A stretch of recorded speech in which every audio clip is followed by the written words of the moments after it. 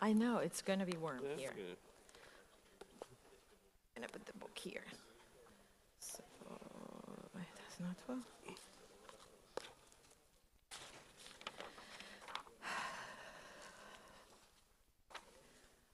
Bueno. So hello, we're not expecting many people after Jodorowsky, but anyway, thanks for being here. Thanks for bearing with us. Now we're going to open a debate with the British-Israeli author Lavie Tidhar. Let me briefly introduce him. Probably you know him, of course. But I always like sharing stories about the people I interact with so that you get to know him a little bit better personally. He is the author of Utopic Futures, Alternative History, etc. And the first work he published, Osama, obtained an award fantasy, and from there on he has published a long list of novels, short stories, scripts, stories for children, and he has also played with video games. I don't know if you knew, he has told us many times that he was born in a kibbutz in Israel, and he's lived all around the world, almost, in very remote areas, and of course this experience shows in his work. Israel actually, well, now he lives in the United Kingdom, but Israel is actually where many of his novels happen, especially in a central station, and a new book to be published. When is it going to be published in English, the next novel? So it's going to be published shortly. And as I said before, it takes place in the same universe. Also, the novel that is going to be available soon in Spanish, Tierra Profana and Holy Land by Duerme Vela, is part of another universe because he plays with different narrative universes. And in this new universe, a parallel story, like in Osama, takes place. Osama is yet another alternative history. So his work crosses different genres: thriller, poetry, science fiction, history, autobiography. He has been compared with Kadik, Mahut, Pamuk, and Bonikut, and he has also collaborated with different editorial companies, and he's been a scriptwriter and a columnist in many media, the Washington Post, to name a few. He's been awarded with several awards. I already mentioned the award Fantasy. I don't know if you knew that he was also awarded with the British Association Award for the World Science Fiction Block. I would like to also underline The Violent Century, the one we have here. A Man Lies Dreaming, which obtained another award, Central Station. And, as I said before, soon we'll have Tierra Profana in English, in Spanish, sorry, and Holy Land. Within his tradition of alternative history, I would like to underline The Hood and By Force Alone. His last work, Maror, I don't know how to pronounce it. How would you pronounce it? It's not science fiction, as he's gotten as used to, but we strongly recommend it. Maror has a much more political component, and amongst the novels for young readers, The Mafia Candy in the US, he's also the creator of a series of comic, rather short, a few numbers. What's the title again of the comic series? Is there any other... this is the title, right? For the moment. For the moment. También como editor destaca su... The apex book of world speculative fiction and the best of world science fiction is also another work that I would like to underline. So, having said that, let's start focusing on his narrative universes. And one of the elements that we often underline when we speak about your narrative is hybridation. You like combining elements from different genders. What is hybridation for you, and how do you reflect it in your work? Well, firstly, I think we've run out of time after that long introduction, so I'm just going to go off. And secondly, I think we both found out that it's Jodorowsky is literally a hard act to follow, so I don't recommend you try that in the future. Hybridization. I mean, I think I have a theory about it, if that helps. You know, when the 19th century fiction was just fiction, you know, so if Dickens could write ghost stories and detective stuff and realist fiction, it was all jumbled together. And then into the 20th century, everything started getting defined into genres and split into genres, especially from the American pulp magazines. So you have your Western, your science fiction, your weird tales. And then it starts splitting further into steampunk, into gaslight fantasy, you know, sub-genres ad infinitum. And I think the 21st century, writers started looking at all these things again and saying, these are cool toys, why do I have to limit myself to one side of the sandbox? And people start, not just me, but I think generally writers in the 21st century saying, I'll take what I like from detective fiction, I'll take what I like from science fiction, I'll take what I like from romance, you know, I'll mix them together without much regards to these rules, you know, that exist. So I think that's what I enjoy doing. I like taking a bit from everything and mixing them up. Unless you're writing something that is very consciously within a formula. And I think the one example that I really like, I write this series of stories called Judge D. And he's a vampire detective. Esa es para Thor, ¿no? Is what? Es la que publicas. The one you published in Thor? Yeah, so I just had the idea that if, you know, if Dracula was Sherlock Holmes, essentially. But, you know, how do you solve vampire mysteries? Because it's one step more complicated than a mystery, because vampires are all murderers. So it's essentially a murder mystery with just murderers in it. But what I discovered is because you have to write what's called a golden age mystery story, and it has rules. It's like writing a poem. You can't just write it. You have to have your murderer, your suspect, your victim, the reason, the clues.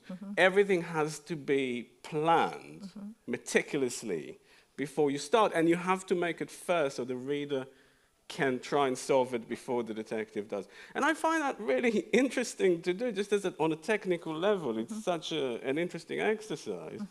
You know, sort of like Agatha Christie with vampires. So in a case like that, you're still trying to find something new to do with a very old form. Pero es verdad que... At the same time, it's true that, well, now you are referring to thriller stories, and, well, thriller is very important in your work also. You have said many times that you like John le Carré, and that this has had an influence in your work, for example, in The Violent Century, which is an alternative narrative about secret agents that have supernatural skills or strange skills, and how would Second World War have been if these detectives had worked for the government organizations or supra-governmental organizations. And not only in The Violent Century, but also in this one, in A Man Lies Dreaming, there are some noir elements. Why? What attracts you about, what attires you about this genre, and why do you use them in histories, which in theory would be fantastic? I don't know. It doesn't seem like this is a thriller, but yet you include thriller elements. Género. Yeah, I don't know. I mean, I have no idea. No, I think I like. I mean, what A Man Lies Dreaming does is not so much. No, it does hard-boiled. It does a pastiche of hard-boiled, and this really came from reading Raymond Chandler. And I love Raymond Chandler, and I love the style of it. You know, the extended metaphors and all the similes. Sorry, the extended similes that he does. But if you read that sort of detective fiction, it's incredibly racist, it's incredibly sexist, you know, and the line that actually opens this book is a line from The Big Sleep. It's, "She had the face of an intelligent Jewess," which is just an incredibly offensive line in the book. And I thought that's what I wanted to start from. I wanted to start from that line and kind of have that dialogue with Chandler.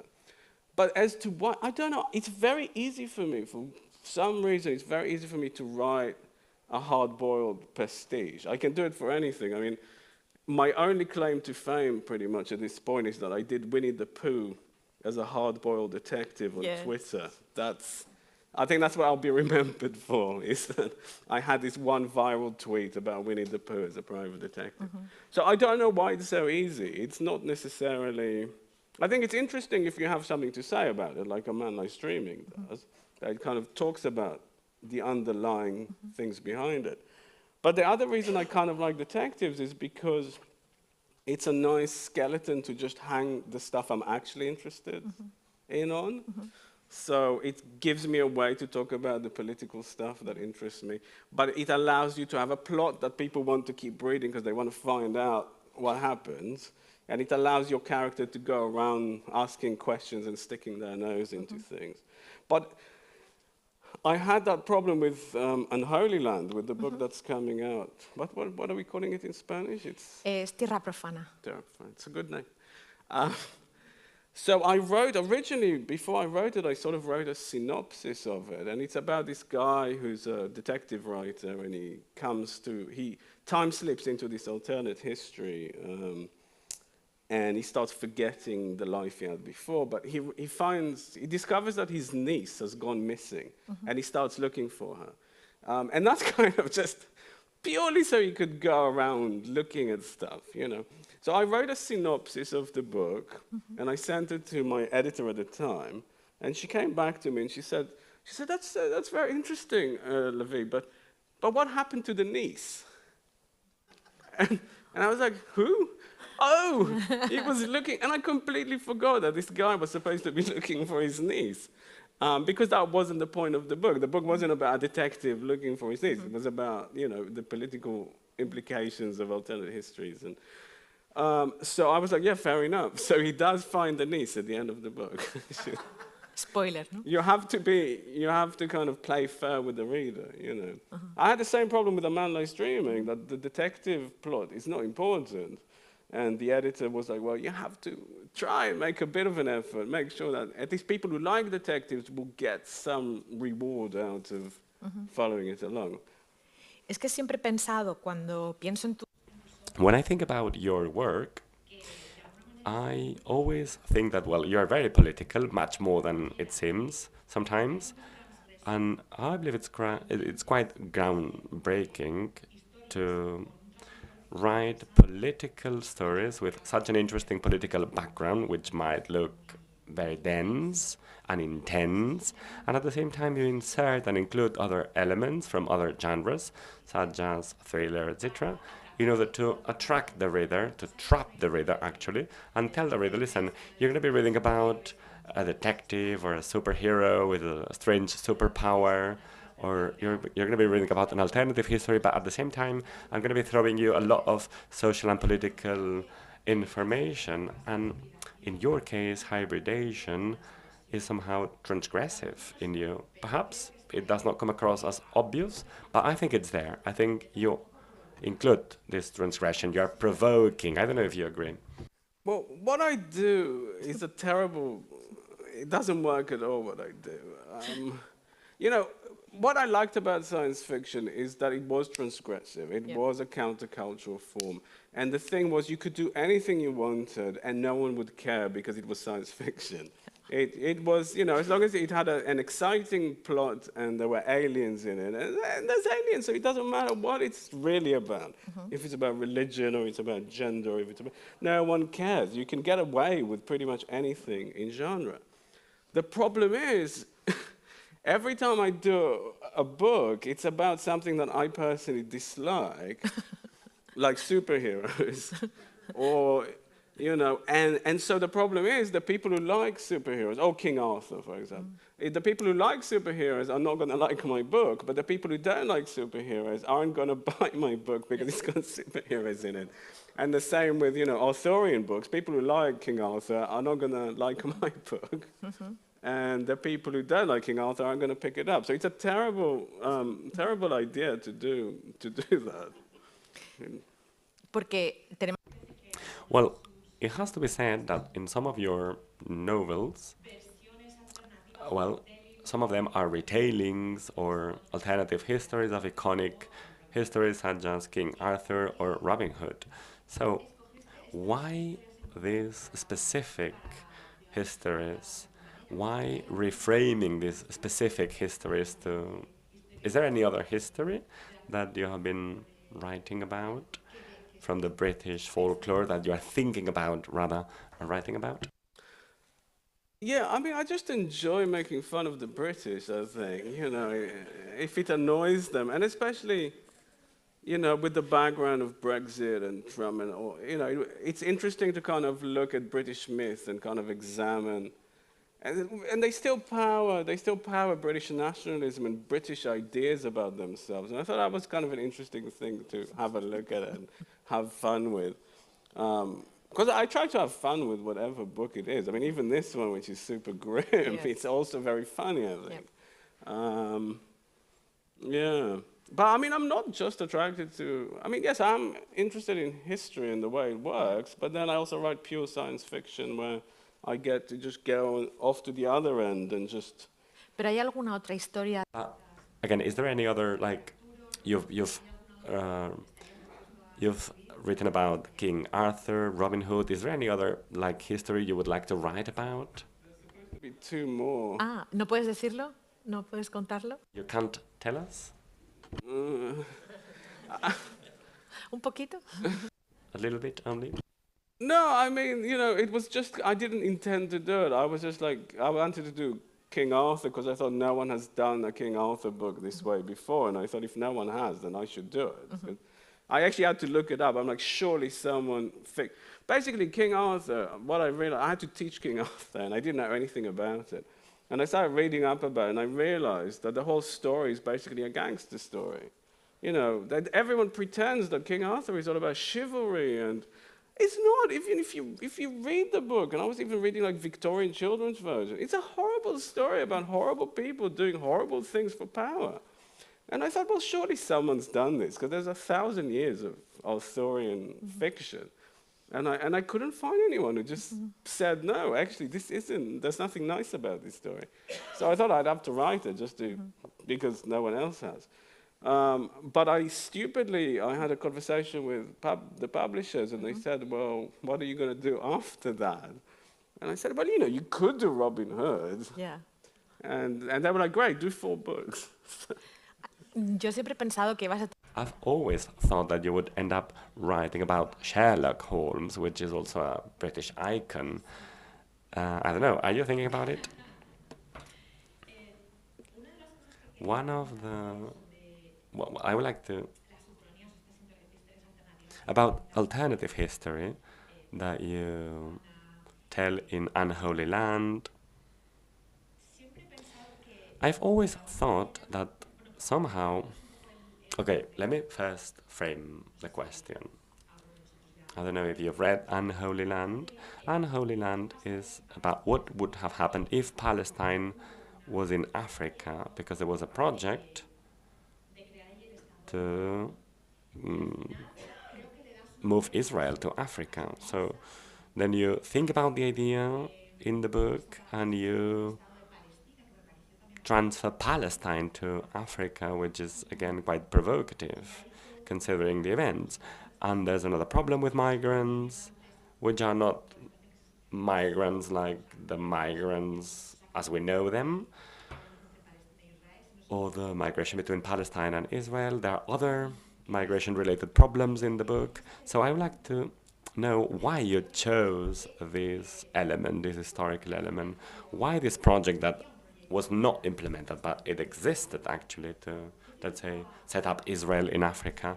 What made you use this departing point, and what did you want to achieve? Well, that's the thing. I don't actually like alternate history. No. Very much. I think, alternate history it's a waste of time. It's an intellectual exercise. It's what would have happened if aliens invaded during World War II. I mean, I don't know. I don't care what would have happened. What if the Roman Empire never ended? They're fun, but they don't have a point to them because they didn't happen. They're not real, So obviously, if you're writing an alternate history book politically, then you're using it to kind of put a mirror or a funhouse mirror to reality. So even in this case, this isn't so much a book that is an alternate history as much as it's a book about alternate history. And it doesn't have just the one reality in it. It's got all the realities in it sort of fighting each other, which I thought was a lot more interesting. And also you get to make up all the weird little alternate histories that just get mentioned very briefly, and you don't know what happens in them at all, but they just get mentioned. Because, otherwise, I don't, yes, there was a plan. There was a plan. They sent 3 people to Kenya, and they spent 2 weeks getting lost, and then they came back and wrote a report about it that I found on a microfilm in a private library in London. That's not an interesting... It's not an interesting story. But if you're using it as a jumping off point to kind of...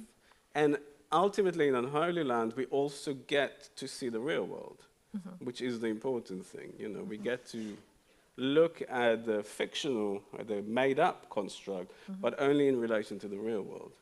And that's really why I think I like to use those more fictional constructs. Me gustaría I would like to, well, something that really fascinates me when I speak with authors has to do with the creation process, the history creation process. Of course, we've discussed about this before, but I would like you to share it with our audience. How do you get organized when an idea springs up? Then you develop the history, the idea, you send it to your agent or to your editor. Tell us a little bit more about the process. Oh, no, I don't send it to anyone. No, I mean, imagine if I did. No one would let me ever write books. I mean... Bueno, pero sí has mencionado... Well, but you said before that sometimes you share views or you share a draft with to your agent and you listen to his feedback. Is this normal in you? How does the process look? In fact, in that case, they didn't publish the book. So, that was a complete waste of time. I mean, with this one, because all my books, they sound like bad jokes, essentially. You can't sell them to anyone because this one is basically Adolf Hitler, private detective. That is the idea. And, my agent said, so what are you planning to write? And I said, well, Adolf Hitler, private detective. And he just went, he actually laughed. He just laughed in my face. And then to his credit, he kind of said, go and write it. He said, I won't sell it. No one's going to buy it, but you should write it. So I never talk to anyone about the books I want to write. I just write them, and then I've been lucky enough that someone is stupid enough to publish it. Es una mala idea enviar... So you think it's a bad idea to send a synopsis to an agent before finishing the book, right? It's not a good option. Well, I don't write for agents. I don't write for publishers. I write for myself. I write because this is something I want to write. I've had a nightmare with this. When I wrote The Violent Century, The Violent Century is purposely done as sort of with the distancing mechanisms that it's in present tense, and he doesn't use quotation marks, which is not a problem in Spanish, by the way, but in English, genre readers are not used to that. And I made the mistake of showing it to my agent, and he wanted it to be in past tense and like normal book sort of thing. And it completely ruins the book if you do that. And it took me about 3 months to realize that I had to stick to my guns. So now I just write them. And at this point, but I would never sell a book on a proposal because it just sounds like it's a bad joke. Yeah. I would also like to ask you about Lavie Roche, who is a writer who is present in many of your books, and it's quite funny. Well, not funny, but he is more or less like known, but not so much, etc. So tell us a little bit more. Why is he so present, Mr. Wolf, the way he calls Hitler? Are somehow two characters that are present in many of your books. In the case of Elior, well, I don't want to ask you straightforward, but do you see yourself reflected in him, or is there any autobiographic element? Oh, but in the book itself? Sí. Well, no, because the whole thing started because I wanted to quote my own poetry in the books. So that's why Lavie Tidhar, and then when I came to write the book, I used the name. But no, everyone thinks it's me in the book, just because the initials, and obviously it's a bit of a joke. But if anything, it's a parody of my friend Shimon Adaf, who's a very, very good Israeli literary author. And that's much more what he's like. He's very fussy and quite intense, and he likes to talk about the meaning of detective fiction, very philosophical, whereas if it was me in the book, he probably would never bother to do the investigation in the first place. He would just go to the nearest bar and forget about it. So no. What about Mr. Wolf? Because in some occasions we have said that it's a character that is quite recurrent in your books. So somehow, and even if he's recurrent, is it difficult for you to write about him? Sometimes you kind of need to write about him, but you really don't want to. Is there a contradiction? No, writing as Adolf Hitler was the easiest thing in the world. I put a lot of myself into Wolf, yeah. Because basically, if you write, Adolf Hitler with power is tragedy. Yeah. Adolf Hitler without power is comical. And so there was a great joy in writing this very frustrated Adolf Hitler who it was nobody, and that's very funny. And I think I put a lot of my own, he's very frustrated all the time. He's just frustrated at everything, and he shouts a lot. And I think the second half of the book has a lot of exclamation marks, because he's just shouting at everything at that point. So yeah, I put a lot of myself into him. Le pasan muchas cosas en And he has many different problems, and he faces so many challenges. Is this a way, is this some form of revenge? Yeah, I mean, I think the whole thing is sort of a revenge fantasy, but I mean, again, don't ask me. This is another book that I tried very hard not to write because it was ridiculously, and it's offensive. It's an incredibly offensive concept. If anyone else had done it, I'd be offended. I just thought maybe I could just about get away with doing this. But most of the time I tried not to write it, and then I just couldn't help myself. So. A veces me parece. Sometimes it seems like you write something and you go like, well, let me write it down and see what happens next. No sé cómo traducirán eso. This one I had the opening line and I couldn't focus on anything else, and then I just sat up. I write the whole book at night, like between midnight and 3 in the morning, in like 3 months, I think. And I sat down and I just thought, no one has to know that I'm doing this. I'm just going to write that first line and see what happens. And then I just kept writing. And because it was so unpleasant, I just tried to write it very, very fast, because there's only so long you can spend inside Adolf Hitler's head without it kind of messing you up a bit. And I had all the books about Hitler. I knew what books I knew what books were in Hitler's library. I knew far too much about Hitler's sex life than anyone should ever know. If you go to a party, it's not really much of a... So let me tell you about Adolf Hitler's sex life. It's not really a conversation starter at a party. So it was intense. But I don't...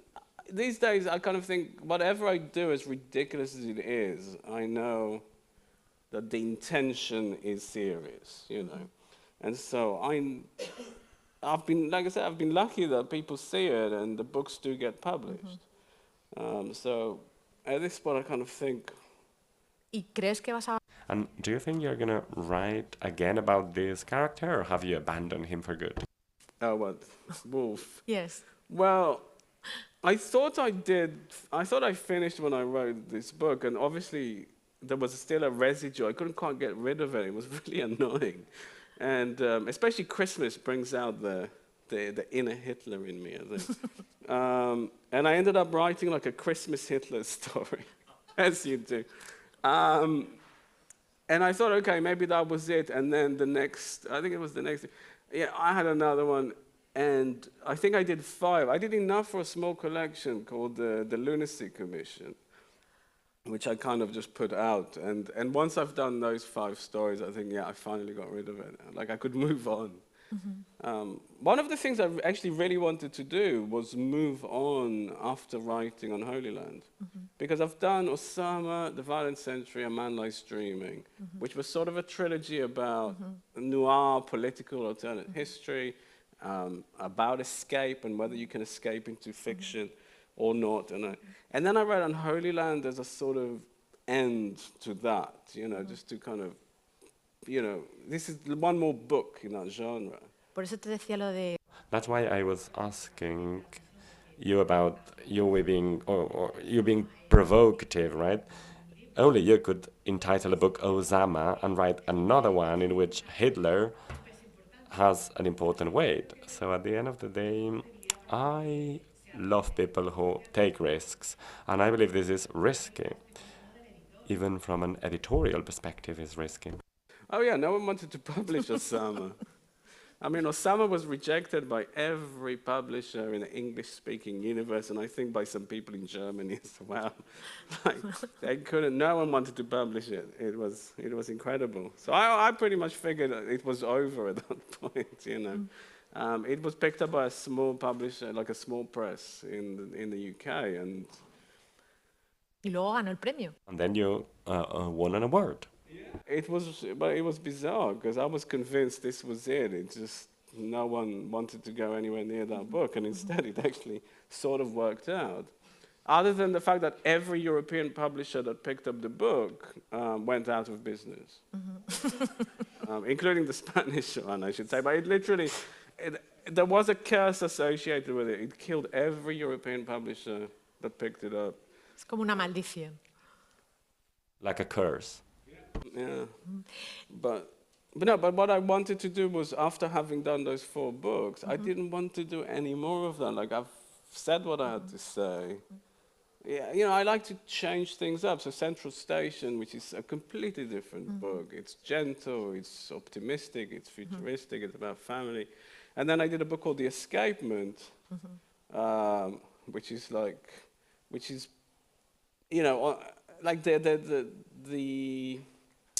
the emotional core is that it's really about a father whose son is sick, and he's looking for a cure. But really, it's a surrealist Western. And that was so much fun to do because I got it. For once, I got to do a book that wasn't political.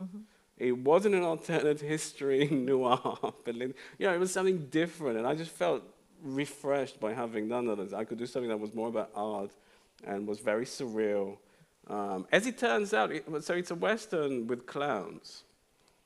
And as it turns out, 2 things people don't like are Westerns and clowns. And they really don't like clowns. So I didn't realize that. But in the more science-fi work, such as Central Station and Unholy Land, well, perhaps these are much more optimistic than the stories you tell in other novels, in the more fantastic ones. On our way here, you told me that there's very little people who are writing science fiction nowadays. And I don't know if it's because we are trapped in this post-pandemic scenario or pandemic scenario, dystopia and apocalyptic and post-apocalyptic scenarios. So you told me that you miss somehow science fiction that happens in the universe or in other universe. It seems like we're not regaining pace after the COVID-19 pandemic. It seems like we're not looking for an alternative anymore. No, I don't think it's got anything to do with the pandemic. I was kind of talking as a writer. I think there are very few people writing science fiction. You know, there's a lot of people writing fantasy, and there's a lot of people writing young adults, and there's a lot of people writing things. There's not that many people writing what we think of as what I think of as science fiction. You know, science fiction, the one with the spaceship on the cover. You know, the one with the robot. And I love being able to do that because the people who like science fiction just like science fiction. So you're always going to have those readers. It doesn't matter where you go, whether you go to China, you go to Poland, there's going to be that small group of people who are essentially the same person. And every country will have this one publisher that just likes spaceships on the cover. So it's great. I just want to do the occasional spaceship on the cover book. And De alguna manera, And you have also been a publisher. It is known that you have published several anthologies in the field of speculative politics, and I don't know if you have been recognized for that. The anthologies that you are publishing with Head of Zeus about the best of world science fiction, while you are investing a lot of time and efforts in looking for histories from different parts of the world, science fiction histories from different parts of the world and different cultures. And you told me that sometimes it's difficult to find them, to make sure they are quality, that they are high quality. It's not easy to deal with authors, etc. But I would like you to tell us a little bit more, because, well, I know that, but tell the audience why you do it, why you keep doing it, and why do you think it's important to do it, estas antologías. publishing these anthologies. I think it's just masochism. That's, no, it started because I'm not an English speaker. You know, I grew up in Israel. At some point, I made a decision to try and write in English. Not really, I didn't really assume it would work. That was the thing. I was like, yeah, I'm going to write in English. I'm going to try and compete on the international stage, so to speak. I didn't actually expect it to work. It was just something to aspire to. But so whenever I'd go somewhere, I would always try and see what science fiction fantasy they had, you know, locally, what I could find in translation, just for my own interest. And at some point, I kind of wished someone had been supportive of me when I was starting out, that said, you know, these voices are valued and they should be heard. And it was very hard trying to break into American magazines, because they were just rejected, because they didn't know what to do with it. You know, they were kind of looking for American stuff at that point. And if you weren't American, that was very confusing to them. So I came up with that idea of doing the first anthology back in 2008, which is like the Stone Age now. And really having to hunt for stories, using contacts, using things I literally picked up in little shops in Malaysia or in China or in Bulgaria, you know. And and that's the main reason I'm still doing it, because you still want to find those new voices and kind of give them that place, just because no one else is doing it. I wish they were doing it. And I spent 10 years asking publishers to do these books and just being told no, until I finally, just by being annoying enough, I guess, someone finally said, there you go, there's somebody doing an anthology. But I don't think anyone really cares. I mean, I think they're more for libraries and sitting on the shelf and I think more for international writers themselves, I think it's important for us to see ourselves in those books, whereas I think American readers may not be as interested. They're like, yeah, well, you know, we've... And they seem to think that it's very confusing still to read anyone from outside. ¿Y qué hay de cierto en eso que... Is it true what I've heard that you are still waiting for the Spanish Association to give you a... I didn't understand it, sorry. The Spanish Award. Oh, yeah. No. No es verdad. Los rumores no son ciertos. No, it's not true. Someone Rushdie interviewed once, and they said, how do you feel about winning awards? You know, they were talking about the book, admittedly, but he said, well, you know, winning is better than not winning. So I'm like, yeah. Pero tendríamos que decir a las... But should we say the association that you are willing to accept the award? Should it be offered to you? Sure, yeah. I'll be the... Bueno, ahora no sé si tenemos tiempo para alguna... ¿No? Bueno, pues muchísimas gracias por haber venido. Time's over. Thank you very much for being here after Jodorowsky. And please read Lavie. It is really worth it. You are not going to regret it. And yeah, enjoy the rest of the festival. There's a lot going on. And thanks. Thank you.